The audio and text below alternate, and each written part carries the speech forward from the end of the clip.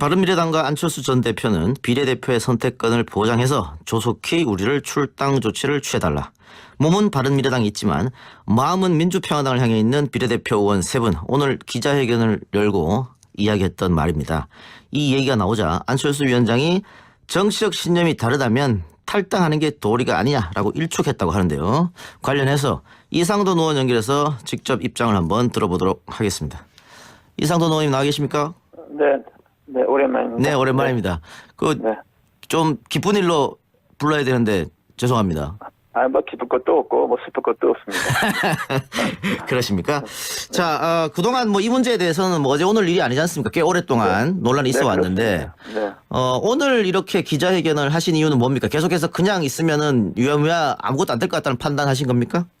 뭐 그렇기보다도 일단 서울시장 출마 선언을 한다고 하니까 그 전에 이런 문제도 있다는 걸 한번 부각하는 게 좋겠다. 뭐 그런 것을 또 박주현 그다음에 장정식 두 의원께서 강력히 좀 주장을 해서 뭐 저도 뭐 동참한 거죠. 그래서요. 오늘 뭐 서울시장 자격이 없다. 안철수 전 대표는 이런 얘기도 하신 것 같아요.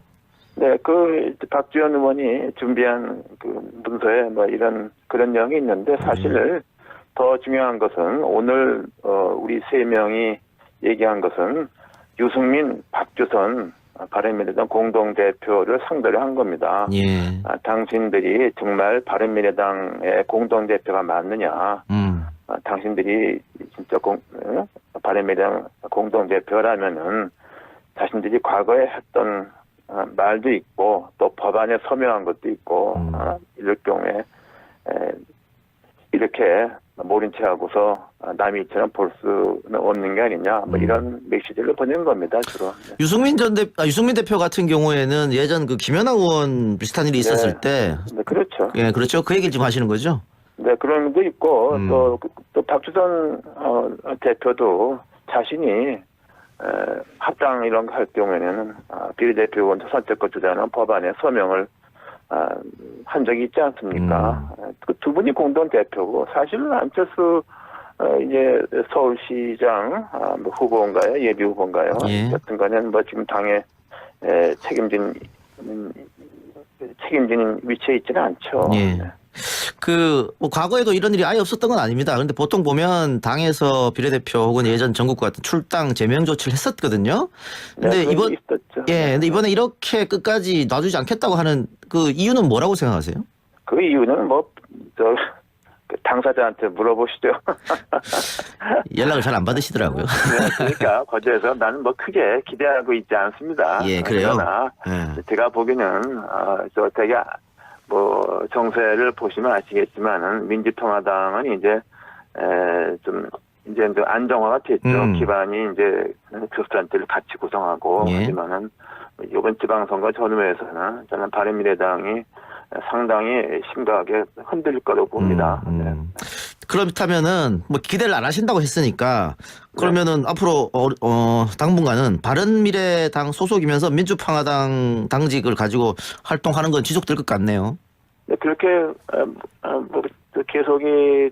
당분간 계속이 된다고 봐야죠. 예. 네, 그래서 뭐 저는 현재 정책연구원 원장을 제가 자의반 타의반 맡았는데 예. 저는 뭐 전당대회까지니까 예. 뭐 7, 8월까지는 제가 일단 맡았으니까 책임을 다 해야죠.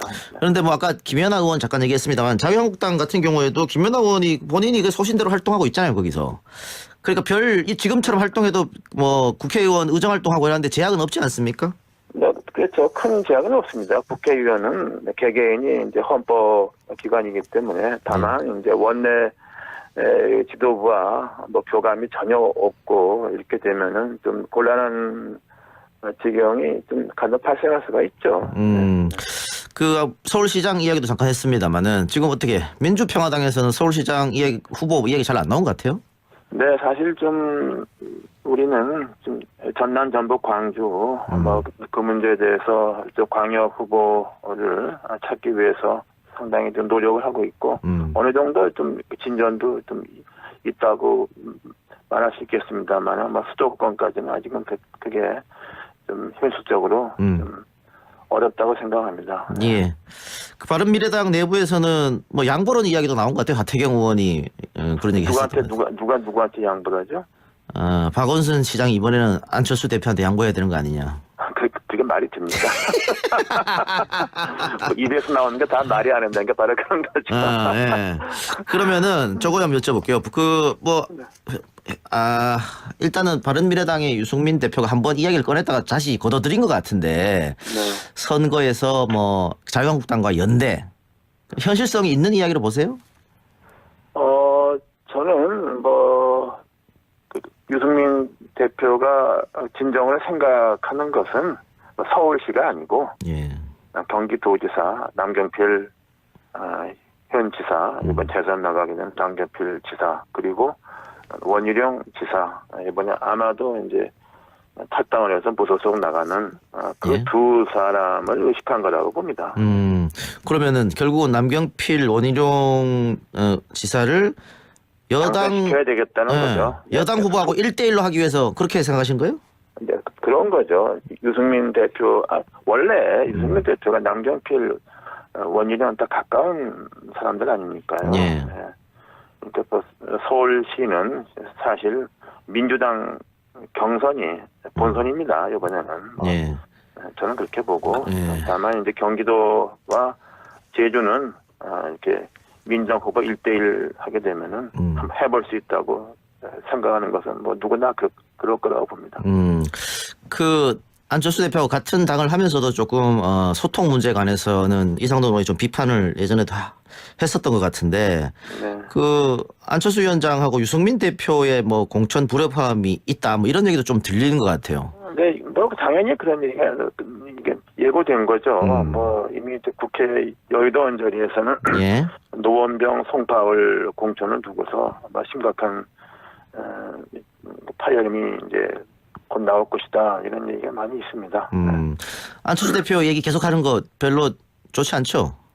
네, 별로 뭐 이렇게 말하고 싶지 않습니다. 알겠습니다. 그럼 다른 얘기 여쭤보겠습니다. 자, 민주평화당 아까 이제 전남, 전북, 호남을 위주로 해서 공천 얘기를 하셨어요. 네, 근데 지금 정의당과 함께 교섭단체를 꾸렸지 않습니까? 네, 그렇습니다. 현역 의원이 한 분이라도 차출이 된다 그러면 그 교섭단체가 무너지지 않습니까? 네, 그렇죠. 네. 그런데 박지원 전 대표의 전남지사 얘기가 끊임없이 흘러나오고 있거든요.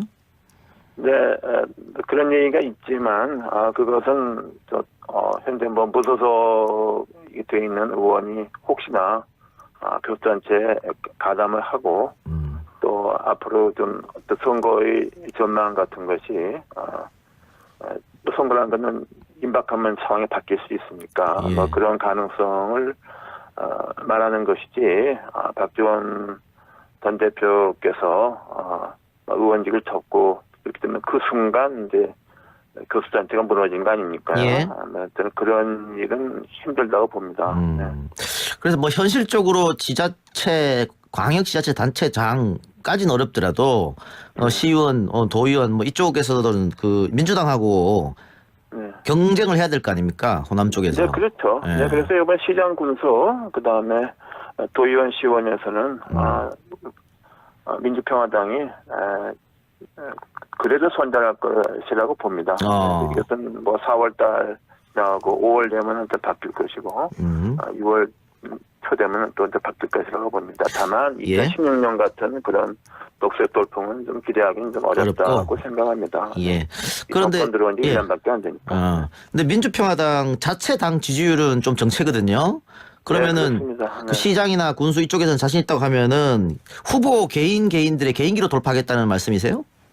뭐 그런 것도 있고요. 아무래도 또 당 지지율도 이제는 좀 뭐 떨어질 만큼 떨어졌으니까 좀 이제는 좀 반등하리라고 기대하고 있습니다. 그 지지율 올리는 보관은 혹시 갖고 계십니까? 보관은 뭐 다른 게 없고요. 좀 이제 선거 임박하게 되면은 지금까지는 이제 당의 뭐라 그럴까요, 얼굴이 대표의 거의 한 사람이었지만은 이제는 좀 후보군이 나오게 되면은 또 이제 선대 그 본부장 등등등 좀 여러 사람들이 이제 본격적으로 나오게 되면은 이제 호남에서는 좀 반등할 것으로 기대하고 있습니다. 예. 그 일각에서는 호남에서 민주당과 이 호남 그 선거 연대 이야기도 좀 나오는 것 같은데 여기에 대해서는 어떤 생각이세요? 그런 것은 좀 불가능한 얘기 같습니다. 호남에서 선거연대라는 것은 그야말로 무슨 한 사람 후보에서 한 사람 예. 쉽게 하겠다는 거니까 그건 호남 유권자들이 받아들이지 않을 겁니다. 아니면 이제 전체 판세에서 다른 지역에서 뭐 좀 양보를 하면서 호남에서 민주평화당이 조금 얻는 이런 방식의. 글쎄요, 그것도 뭐 현실성이 좀 예. 없다. 부족하다고 그럽니다. 왜냐하면 민주당이 지금 워낙 그 강세다가 예. 또 더군다나 수도권에서는 또 이제 다는 아니지만 바른미래당 후보 중에서 좀 괜찮은 후보가 좀 있다 하게 되면은 결국에는 그 말하자면은 야당 그러니까 보수 야당 푹 깎아먹기 현상이 나지 않습니까요? 예. 네, 그래서 뭐 그런 것이 그야말로 범보수 후보가 2명씩 나오게 되면은 이 상황에서 민주당은 다 도와주는 거 되죠. 네. 예. 그 아까 말씀하시기를 바른미래당이 지방선거 후에 좀 어려워질 것이다 뭐 이런 예측을 좀 해주셨어요. 그러면은 지방선거 후에 정계 개편의 가능성도 있을까요? 뭐 정계 개편이 과거처럼 뭐 3당 합당이나 뭐 이런 차원이 아니고 좀 거기가 바른미래당이 안철수 전 대표를 위시한 그 원내위원장 그룹 같은 그런 집단이 있고, 예. 그다음에 바른정당 의원 9사람이 있고, 또 호남 의원 중진 다선 이제 재선 이상 5명이 있는데, 예. 그 세 그룹이 이게 같이 가기가 또 어려운 조합입니다. 예. 그래서 저는 그렇게 오래 간다고 보지 않습니다. 벌써 이제 그런 뭐 내부적인 이런 것이 다 표출되어 있고 여의도에 뭐 다 아는 얘기죠. 그럼 결국은 정계 개편이 어쨌든 이루어지겠다. 뭐 그런 생각이시네요. 개편까지는 못하고 뭐 예. 약간의 예. 그야말로 뭡니까 어항 속의 폭풍 같은 이런 게 좀 있는 거죠. 알겠습니다. 그럼 마지막으로 짧게 하나만 여쭐게요. 네.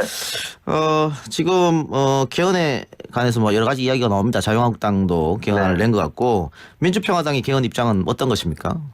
개헌 입장은 아무래도 과거 국민의당에서 입장에서 좀 서 있다고 보는데 또 우리 의원 중에서는 대통령 직선 예. 중임제가 좋다고 주장하는 의원도 있습니다. 그래서 이제 조만간 뭐 입장을 좀 정리하지 않겠나 그렇게 보고 있습니다. 총리 문제는 어떻게 생각하세요? 총리 추천제네요. 총리 문제. 저 개인의 입장을 물어볼 것 같으면 제가 이걸로 답을 하겠습니다. 예. 우리 국민들은 대통령 대통령제를 50% 이상 다 지지하고 있는데 예.